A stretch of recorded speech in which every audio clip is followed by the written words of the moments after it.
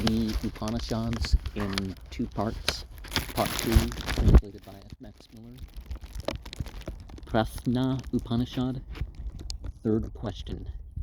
Then Kausalya Asvalayana asked, Sir, whence is that prana, spirit, born? How does it come into this body? And how does it abide after it has divided itself? How does it go out? How does it support what is without? And how what is within? He replied, You ask questions more difficult, but you are very fond of Brahman. Therefore, I shall tell it to you. This prana, spirit, is born of the self. Like the shadow thrown on a man, this prana is spread out over it. Brahman, by the work of the mind, does it come into this body, as a king commands officials, saying to them, Rule these villages are those, so does that prana, spirit, dispose the other pranas, each for their separate work.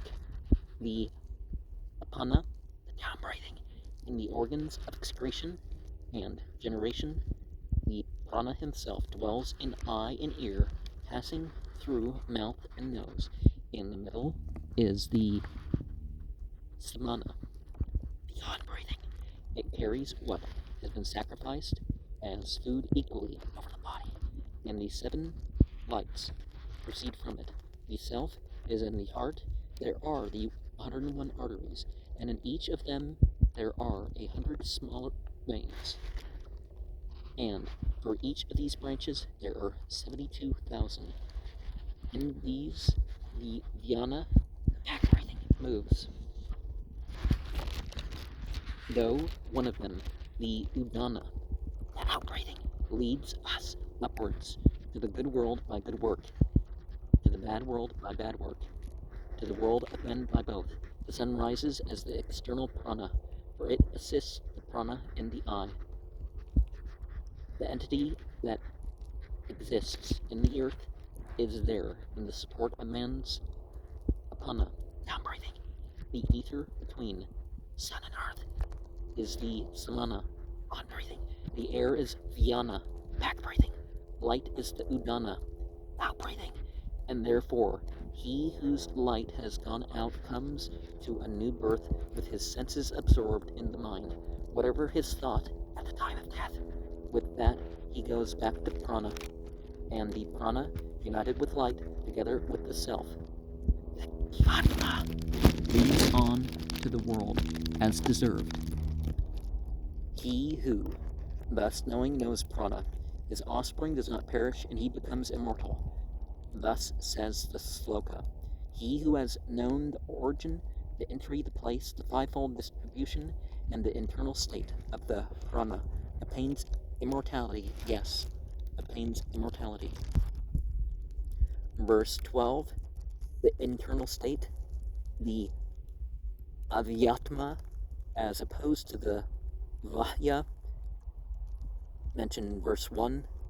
Yata instead of ayata is explained by handasam hrasvatvam.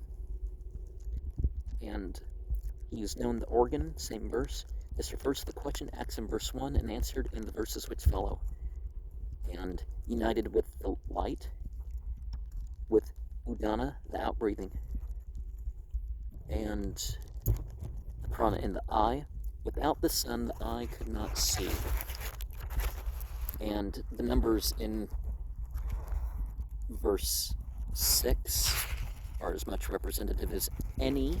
And remember that in the Islamic tradition, there are 4 lists of 99 names of God, and they add up to 101 total names.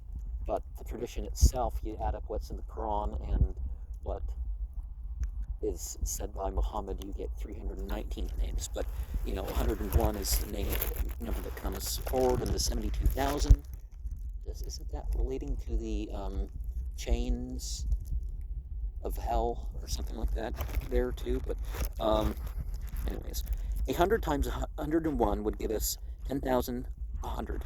and each multiplied by 72,000 would give us a sum total of 727,200,000 veins. Or if we add the principal veins, 727,210,201.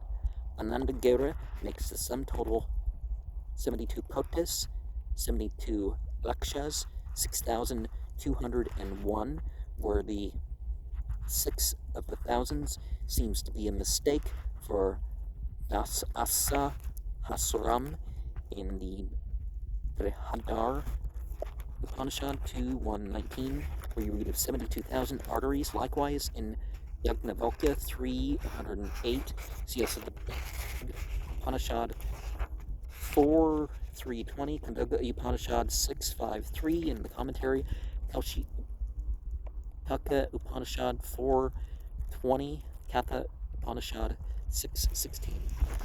Of course, reading that in abbreviation rather than, but in the middle is the Samana. Verse 5 mentions, here the Lingatma are Givatma, and okay, in verse 3, the work of the mind, Manokrita is explained as an Arsha Sanda. It means the good or evil deeds which are the work of the mind, spread out over it. Okay, the Brahman over Brahman, i.e. the self, Brahma, Purusha, the Akshara, the Satya, the Prana. Being called a shadow is thereby implied to be unreal and Rita Sankara. And one, okay, how does it support that what is without, all creatures and the entities? Because, of course, we're talking about any type of entity. But God gets within the smallest of the small and around everything and beyond everything, but is not limited by any of these created terms, which is difficult. So, in some ways of speaking, because God is in me and I am in God, well, it's not saying, what some people are going to associate with that phrase. The point is to get beyond the things and not the things.